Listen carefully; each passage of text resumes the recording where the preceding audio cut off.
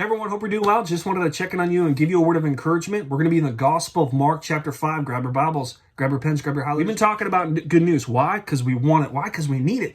There's a lot of bad news out there, and it could just rob us from joy. We want to talk about good. And every time we talk about Jesus and dig into the Gospels, Matthew, Mark, Luke, or John, the Gospel, the historical Gospel accounts of Jesus' life, we see that Jesus is a servant. We see that Jesus is awesome. We see that Jesus honestly cares for mankind.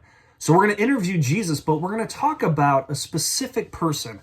We're going to be interviewing also this man who is alone, who is miserable, and who's in pain. I know there's times in our lives where we felt alone. There had to have been times in our lives where we felt miserable. And I know we've experienced pain because we're human. So you want to check this out because you're relatable to this guy. We're going to see what Jesus does to him.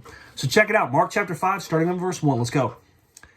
It says this: They went across the lake to the region of the Gerasenes. When Jesus got out of the boat, a man with an evil spirit came from the tombs to meet him.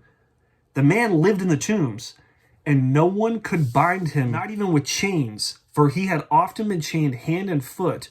But he tore the chains apart, broke the irons on his feet. No one was strong enough to subdue him. Night and day among the tombs and in the hills, he would cry out and cut himself with stones. When he saw Jesus from a distance, he ran and fell on his knees in front of him. He shouted at the top of his voice, "What do you want with me, Jesus, Son of the Most High God?" Woo! We're going to unpack that in a little bit. Swear to God that you won't torture me. For Jesus had said to him, "Come out of this man, you evil spirit." Okay, pause, time out. We're going to unpack this and progress. To give you some context of what's going on right now is Jesus just got done calming a storm in Mark chapter 4. It leaves the disciples confused and fearing, talking about, who is this guy? Who's this Jesus that can control the weather? Crazy. But what's interesting is that when they arrive on the other side of the lake, a demonic man that is living in the tombs confronts them. He's running to them. What does this guy look like? Probably naked. Do you think he looks safe? Do you think he looks approachable? No, man. It says, the context of the verses, it says that he was cutting himself with stones. Why? Imagine what this guy's life looks like. The pain and the misery that he was feeling in his life. Not only that, what did he look like? Probably dirty, chains that he broke free of. All I know is, if I was there, I would be scared. If I was there, I would want to get back in the boat. But I don't see Jesus doing that. I see Jesus stepping up. But notice what the man does. It says he goes to his knees and he yells at the top of his lung, "What do you want with me, Jesus, Son of the Most High God?" The evil demonic spirits know who Jesus is. He has power. He has authority. They submit to him. That in itself is something that we'll talk about that in the future, but that is phenomenal, right? That they submit to his power and his authority. That's legit. Now, the question I have to ask you is this: what could the townspeople do with this man who is miserable, alone, and in pain? They try to bind him, but they couldn't do anything for him and with him. So they just kind of kicked him out of town. This guy's a menace to society, and he's living in the tomb, and he's miserable. But let's keep going. Let's see what happens, okay? We're going to pick it up in Mark chapter 5, verse 9. It says, Then Jesus asked him, "What is your name?" "My name is Legion," he replied, "for we are many." And he begged Jesus again and again not to send them out of the area. A large herd of pigs was feeding on the nearby hillside. The demons begged Jesus, "Send us among the pigs, allow us to go into them." He gave them permission, and the evil spirits came out and went into the pigs.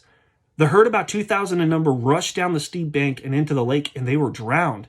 Those tending the pigs ran off and reported this to the town and the countryside. Okay? The town and the countryside. It wasn't just one or two people. It was a group of people. The people went out to see what had happened.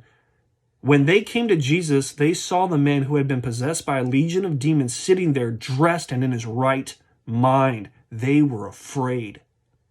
That's cool. Those who had seen it told the people what had happened to the demon-possessed man and told about the pigs as well. Then the people began to plead with Jesus to leave their region. So this man arrives at Jesus' feet. Jesus has a conversation and says, "What is your name?" Because he knows that this man isn't who he is. He's demon-possessed. And the demons respond with, "My name is Legion." A legion of Roman soldiers is from 3,000 to 6,000.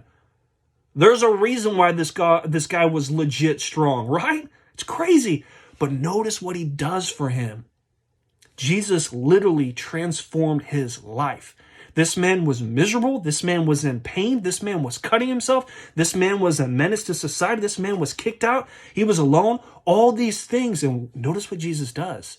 He literally transformed him. Check out this verse. It says, verse 15, when they came to Jesus, they saw the man who had been possessed by a legion of demons sitting there dressed. That's how we assume that he was naked. He was dressed and in his right mind. And the group of people that were there were frightened.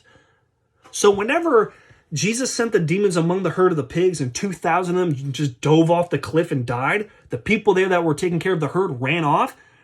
There was news. Something crazy happened. They wanted to see for themselves. But what's interesting is that the group of people there were so afraid because they're eyewitnesses of what Jesus did to this man, because they know who he is. They were afraid and they wanted Jesus to go on his way. But notice the response of the man who was demon-possessed. Check this out. Verse 18. As Jesus was getting into a boat, the man who had been demon-possessed begged Jesus to go with him. Jesus did not let him, but said, go to your home and your family and tell them how much the Lord has done for you and how he has had mercy on you. So the men went away and began to tell in the whole Decapolis how much Jesus had done for him, and all the people were amazed. That's good news. Why? This man was miserable. This man was in pain. This man was alone. He was an outcast of society. No one wanted to be around him. And Jesus shows up as a servant, as someone who is kind, someone that is loving. And what does he do to his life? He literally transformed his life.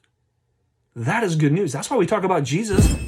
The good news I want to leave you with is this. If Jesus can help this man out of his misery, he can help us out of our misery also. That is good news we want to hear. We live in a broken world. We understand that. But the good news is that Jesus is awesome. And my encouragement is go on a journey. Grab a Bible. Go through Matthew, Mark, Luke, and John. Discover who he is, because he is awesome. Hope you guys are encouraged. Love ya. Talk to you soon.